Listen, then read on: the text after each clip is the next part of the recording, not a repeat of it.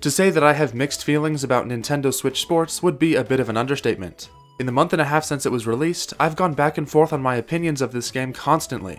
I've been playing it pretty consistently, and I still have trouble coming to any conclusions. There are so many different angles to look at this game from, and so many arguments to be made for and against it. So while I can't give you a quick one-liner summing up all my feelings about Nintendo Switch Sports telling you if it's worth your time, I can attempt to explain all my thoughts throughout this video. I'll do my best to keep things semi-balanced, and not get too carried away with ranting or defending. This probably won't be the last time I'll talk about this game, as future updates promise to add even more content later on.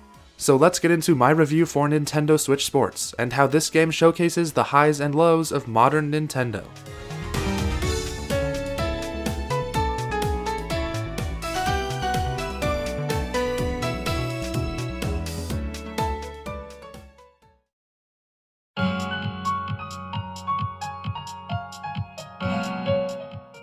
What better place to start than the sports themselves? Nintendo Switch Sports currently has a total of 6 sports, with more to come in the future. Wii Sports Resort had 12, so Switch Sports is already off to a rough start, having less sports than its predecessor from 12 years ago. But sadly, it gets even worse. In Resort, most sports have multiple different modes. For example, Swordplay has Duel, Speed Slice, and Showdown. These are all so different from each other gameplay-wise that I'd almost consider them their own unique sports. So to get a better picture of the amount of content in each game, let's count up the amount of modes overall. Wii Sports Resort comes up with a grand total of 24 different modes, and taking a look at Switch Sports, that total comes to 10. And that's me being very generous and counting all 4 modes in soccer, which are all very similar. Switch Sports also has none of the high score chasing and offline ranking up that Resort had. So content-wise, I think it's safe to say that Switch Sports has less than half the content of its older sibling, with both being priced the exact same. One of the strangest arguments I've seen people bring up in response to this lack of content is that Switch Sports is supposed to be like the original Wii Sports, so that's why it has so few sports. This doesn't make a whole lot of sense to me, as not only was the original Wii Sports a free pack-in title, but just because a previous game has a similar amount of content, that doesn't make it okay. That would be like if Mario Kart 9 released with only 16 courses, but everyone defended it because that's how many courses Double Dash had. I can kind of understand where this logic is coming from, but video game franchises continue to evolve and change over time. Wii Sports Resort raised the bar for what a Wii Sports game could be, and every game since has kind of just given up trying to reach those same heights. Even the original Wii Sports had some extra training minigames, giving you something else to do besides just playing the sports over and over again. Modes like the Target Wall Practice or Speed Slice Challenge seem like they would be fairly simple to implement, and I don't know why they weren't added in to give this game more easy content. The sports selection includes tennis, chambara, and bowling, which are all returning sports from previous Wii Sports games. Then there's volleyball, badminton, and soccer, all brand new sports to the series. This lineup of sports is decent, but it could be a lot stronger. I'm not the first to notice this, but volleyball, badminton, and tennis are all very similar visually and gameplay-wise, with the main goal being returning balls over a net. Honestly, I was pleasantly surprised with how different these 3 sports feel from each other when you're actually playing them, but it's still a very confusing decision to include these sports and not others. If you're only going to include 6 sports, then you really have to make every one count to keep things feeling fresh. The original Wii Sports did this well, with each sport feeling very distinct, so it's sad that they couldn't replicate that same feeling with the sports selection this time. I think volleyball and badminton are great additions to the Wii Sports series, but it feels weird to have them when we're missing sports like boxing and baseball. But all 6 sports included are really good, and it's tough to highlight just one that stands out from the rest as being the weakest.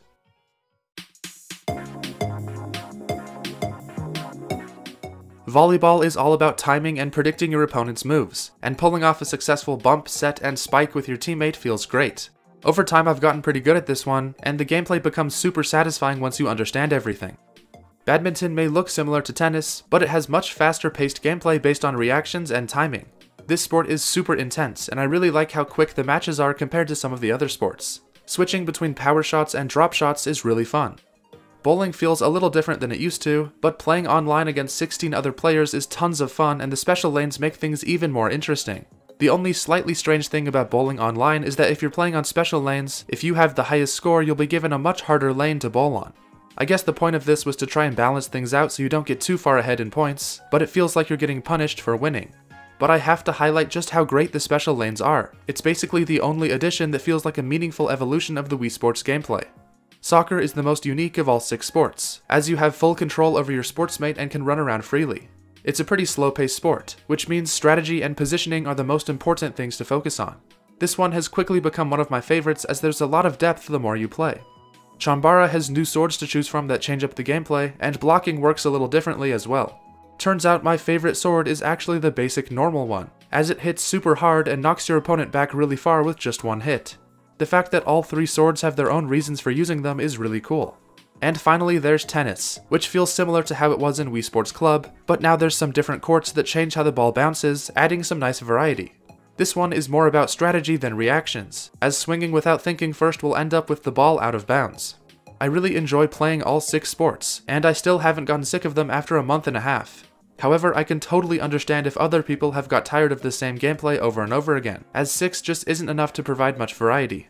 But for me, it's the same classic Wii Sports gameplay that I know and love, and it's so much fun to play a new entry in this series. I love how smooth and polished the gameplay feels. Everything works together to create a really great gameplay experience. The motion controls themselves work surprisingly well. Obviously, the Joy-Cons don't feel the exact same as a Wii Remote would, but I think they got as close as they could. Without a sensor bar and extra Wii Motion Plus, the Joy-Cons can feel less accurate in sports like Chambara and soccer, where every once in a while I would swing in one direction and my sportsmate would do something else. That can be pretty frustrating, but it doesn't happen very often and it's understandable considering the technology they were working with. I think the motion controls working as well as they do is very impressive. A big reason why the motion controls feel so good is the amazing animations that go alongside your movements. I know the sportsmates are very controversial, and we'll get into that later, but the way they've been animated is a big step up from the previous games in the series. I especially love the little details around your gear when you swing. These little highlights add a lot of personality. The sportsmates will also react to what's going on with full animations and not just little balls of frustration like the old games. Seeing your character jump in the air with excitement after scoring is the kind of attention to detail that I love about Nintendo games. But easily the biggest problem with the sports in this game is that they are designed to be played pretty much exclusively online, with hardly any offline single-player content. The online play is great and gives the sports a whole new level of replayability. Wii Sports is a perfect fit for online matches. So what's the problem? Well, the focus on online means the offline play suffers majorly. If you don't have a Nintendo Switch Online subscription, this game is a lot less fun with hardly anything to do.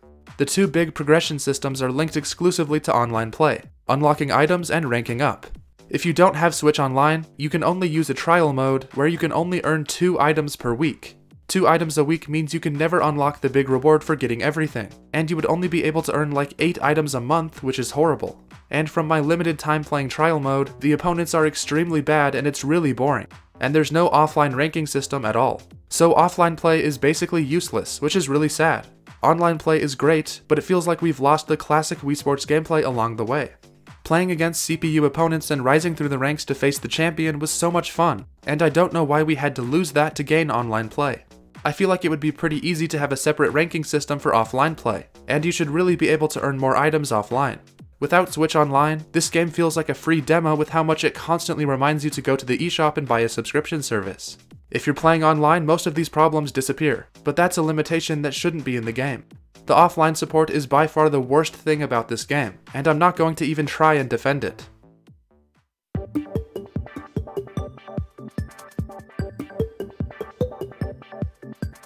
Now let's talk about the new location for Nintendo Switch Sports, Spoko Square. Of course, Wuhu Island will always be the better location, and I wish this game would have taken place there instead, but I've started to really like Spoko Square.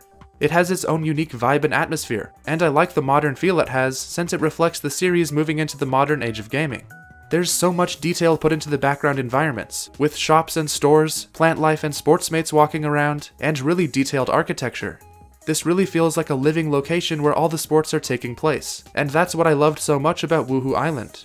The city setting is inherently more limited and less interesting compared to a tropical resort island, but I'm totally fine with Spoko Square's existence and I think it fits into the series quite well.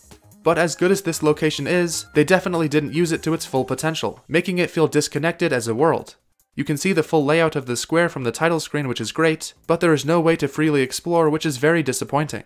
There's so much detail put into the overworld and things that seem pointless if you aren't allowed to walk around, like the escalators going into the Chambara building, the art gallery in front of the volleyball court, and the highly detailed building behind the soccer field. Like, why have a train station, restaurants, a hotel, and a park center if you never even get to see them for yourself? From a design standpoint, it seems like this is a world meant to be openly explored, especially with all the world-building loading screen tips that make Spoko Square feel even more like a real place. These tips are fantastic. They're very similar to the iPoints from Resort. They add so much interesting information to the world and make you think about how everything works together. I just think it's a huge missed opportunity to put all that work into creating a fun location if all it's going to be is a menu screen. There's already a full movement system in soccer that works really well, so I don't know why you can't run around the world. Wii Sports Resort's flyover mode was the final piece of the puzzle that brought Woohoo Island together and made it so memorable, so it feels like Spoko Square is missing that final important piece. But let's move on to the residents of Spoko Square, the Sportsmates. There's been a lot of talk surrounding this game's amount of content, pricing, and update model, but most of the discussion I've seen has been around these new avatars. Before Switch Sports, Miis were synonymous with Wii Sports. It wasn't Wii Sports if there weren't any Miis, until that fateful day during the February 2022 Nintendo Direct. The very first thing Nintendo showed of this game was the new avatars replacing the Miis. Now before you start typing a comment telling me that the Miis are actually playable, trust me, I already know that. What I mean by replaced is that the game focuses much more on Sportsmates than Miis. All the marketing has no sign of Miis, and the game itself is built around the Sportsmates. The main form of progression and motivation in Switch Sports is the customization options. If you play matches online, you'll earn points that unlock new items for you, with a new batch of items being added every week. But if you're using a Mii character instead of a Sportsmate, something that Nintendo pretends is a valid option, you can't use hats, glasses, or accessories, and unlockables like eye and hair color are useless as well. People often defend this game by saying that Miis are still usable so you shouldn't be complaining, but I can barely call this usable. By using a Mii, you close yourself off from a huge amount of the game's customization, which is the entire point of the game. It's clear that Switch Sports was designed with Sportsmates in mind first, and the Miis were added in later to try and damage control. Now don't get me wrong, it's nice that the Miis are an option at all, but it's extremely limiting. I started out using my Mii exclusively, but I've switched over to using a Sportsmate because I want to use all the cool items I've been unlocking. But let's focus on these new avatars themselves, and not compare them to the Miis for a second. And honestly, I've actually started to like these little guys. They seem to have very limited customization at first, but as you continue to unlock more and more items, you can really create your own unique Sportsmate. There's even entirely new body types, with the disturbing squirrel body and the super cool robot body. Now that there are so many options to choose from, I can understand what the developers were trying to do with these avatars.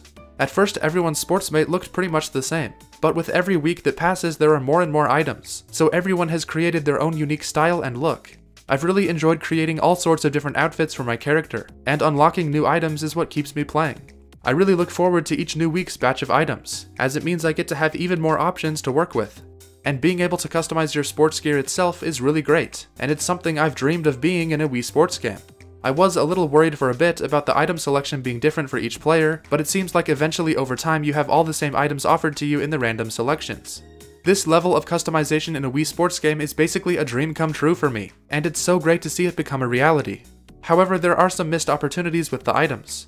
Having Nintendo-themed items seems like a no-brainer, with stuff like a Samus Morph Ball bowling ball or the Master Sword in Shambara. Maybe that will be added in later, but since it hasn't happened yet, I doubt it. I also wish there were some more callbacks to previous Wii Sports games, like having the classic bowling ball and classic sword be from those games.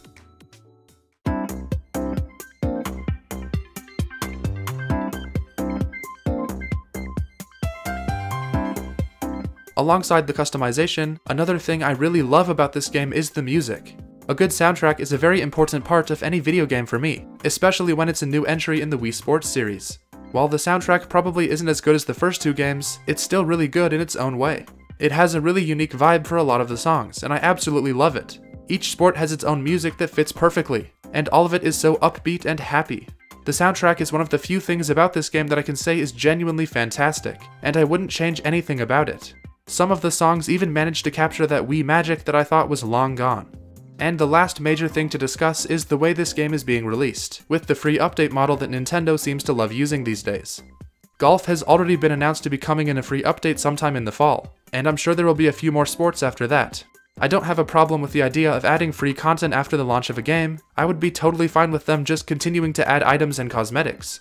But adding in entire sports later on feels kind of strange. The sports are the main core focus of the entire game, and with there only being 6, it feels like they're just finishing the game after it's already been released. Personally, I think that Wii Sports games should launch with all their main sports included on day 1, so you can dive into the game as a whole and not have to wait months for the full experience.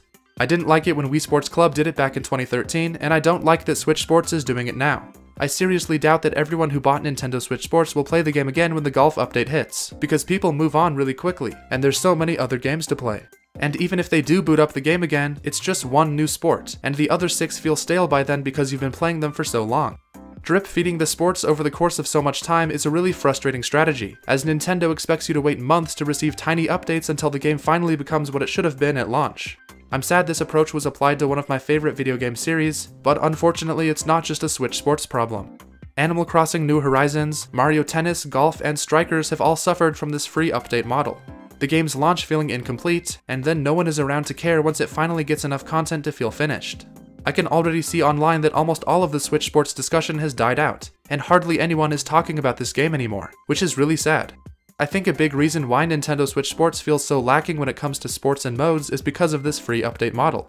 It's possible that this game will be a much more complete and satisfying package in a couple years, but at the moment, it's missing so much of what made the original game so great.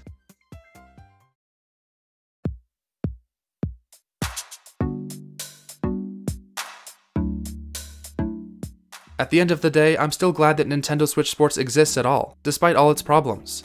As a game all by itself in a vacuum, I would say that Nintendo Switch Sports is more good than bad.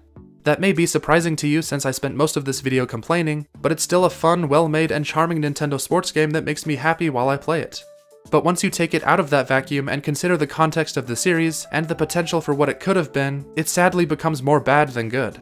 Wii Sports Resort is a masterpiece that leaves a big shadow, and Nintendo Switch Sports didn't even come close to surpassing it. And the extremely lacking offline support that seems to punish you for not having a Switch Online subscription makes this game a lot less accessible and long-lasting. I have the ability to appreciate this game for what it is, but it'll never stop me from wondering what could have been. Can you imagine if they put the same amount of creativity and attention to detail into bringing back Woohoo Island and all the sports from previous games? That would have truly been the Wii Sports successor I've always wanted. But the game we actually got feels like the old saying, 1 step forward and 2 steps back. I still think this game is a pretty solid entry into the series overall, but it didn't do enough to really prove its worth. The Wii Sports series used to be at the top of the video game world, but now it seems like Nintendo views it as just another silly sports game to add to their ever-growing library. It's also sad to me that the discussion around this game has become so hostile and unfriendly. Everyone is just so angry, attacking anyone who thinks slightly differently than them. This is more an internet problem than a Switch Sports problem, but I guess I miss the simple days of talking about Wii Sports and Wii Sports Resort. I'll still continue to enjoy playing Nintendo Switch Sports, as it is possible to criticize a game but still enjoy it for what it is at the same time. But it won't be joining the Nintendo Casual Hall of Fame anytime soon. It may not be as good as Wii Sports Resort, Nintendo Land, or Tomodachi Life, but there's still little bits of greatness hidden within this game, and it's worth playing just so you can discover them for yourself. And with that, my review for Nintendo Switch Sports comes to an end. I hope I was able to convey my complicated feelings on this game in a way that you could understand. Thanks for watching guys, and I'll see ya in the next one.